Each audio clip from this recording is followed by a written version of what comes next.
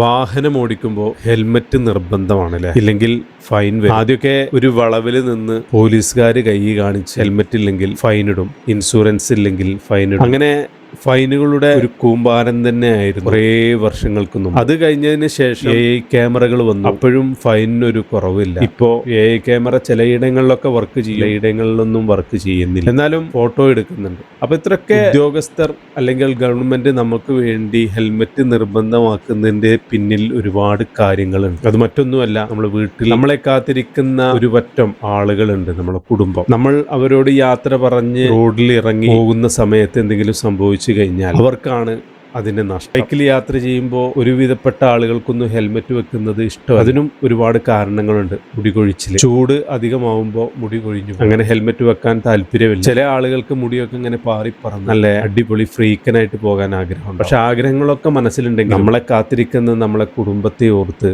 നിങ്ങളെല്ലാവരും ഹെൽമെറ്റ് നിർബന്ധമായി ഉപയോഗിക്കുക. അത് ഗവൺമെന്റിനോ അല്ലെങ്കിൽ ഒരു ഉദ്യോഗസ്ഥനോ വേണ്ടി മാത്രമാവരുത്, നമ്മുടെ കുടുംബത്തിന് വേണ്ടി ആവണം എന്നൊരു സന്ദേശം കൂടി ഹെൽമെറ്റിന്റെ വീഡിയോ കാണുമ്പോൾ ഞാൻ പറയുകയാണ്. ഈ വീഡിയോ നിങ്ങൾക്ക് എല്ലാവർക്കും ഇഷ്ടപ്പെട്ടിട്ടുണ്ടാവും എന്ന് വിചാരിക്കുന്നു.